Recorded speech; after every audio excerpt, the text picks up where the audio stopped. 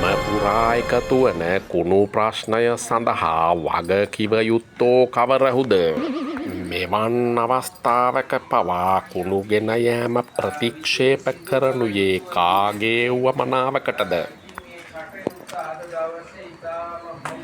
ඉතාම මැනමින් සිද්ධ කරගන්නට අවස්ථාව සැලසුනාය කියලා ඔය ඇත්තන්ට මේ දොඩංගා හේනේ අපි ඉන්නේ මේ දොඩංගා හේන ගමේ මේ මගේ මහත්තයාගේ නැති වෙලා 3 මාසේ බණ ඉන්නේ අද 3 මාසේ දානේ මම මෙහෙ ඉන්න මේ කවුද අපේ ආණ්ඩුවේ මේ മന്ത്രിතුමිය ප්‍රාදේශ සභා മന്ത്രിතුමිය හන්සිට මං 4 සැරයක් කෝල් කරා මේ කුණු ගොඩ ගෙනියන්න කියලා සතියකට වැඩි කුණු ගොඩ මේ ගෙනිච්චේ නැහැ. දැන් ඊට පස්සේ අර අයවනෝ මෙයා අයවනෝ ලොරියක් කරන මට කියනවා ත්‍රිවිල් එකක දාලා යවන්න.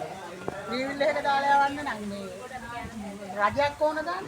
මම මේ පුළුවන් හැම එක්කෙනාටම කිව්වා. අන්තිමට කුණු කොට මෙතන තියෙද්දි මේ හට් එක ගහලා ආමුදුරු වැඩේ. ඔබ කියන්නේ മന്ത്രിතුමියට කිව්වට පස්සේ එතුමිය මොකද්ද කිව්වේ? ත්‍රිවිල් එක දාලා එවන්න කිව්වා? ත්‍රිවිල් එක දාලා මේ එවන්න කිව්වා මේ එයා වා ගන්නම් කියලා. මේ ත්‍රිවිල් එක දාලා මට කොහෙ ගෙනියන්න බැද. අනික ත්‍රිවිල් එක දාන්න පුළුවන් මේ කුණු කොට. ඔව් දැන් එතකොට අද බණගේ දානගේත් අද ඉවරයි. එතකොට තාමත් මේ කුණු කොට තියෙනවා. අද දානෙටත් කුණු කොටත් එක තමයි මැස්ස ඇහිරි ආමුදුරොන්ට දාන්න වෙද්දි. ඔන්න අපේ රජයේ හැටි. ඔව් අපිත් කතරේ ගැහුවා ඇත්තමයි. මං ඇත්තටම කියන්නේ මං ඇත්තට අනුකට කතරේ ගැහුවේ නෑ. නාමල්ට කතරේ ගැහුවේ. මං මේ හරිනිට කතරේ ගැහුවා. අංක 22ද 23ද මං දන්නේ. ඇත්තමයි මං හරිනිට කතරේ ගැහුවා. මට හරියට දුකයි දැන්. මේ කුණු කොට මෙහෙම තියාගෙන මගේ මහත්තයාගේ 3 මාස බාන කිව්වේ. 3 මාස මගේ මහත්තයා නැති වුණු වෙනේ කුණු කොට මෙතන. මේ කියලා ආමුදුරෝ මෙහෙ වඩිද්දි අරහෙන් ඇවිල්ලා අරගෙන ගියා.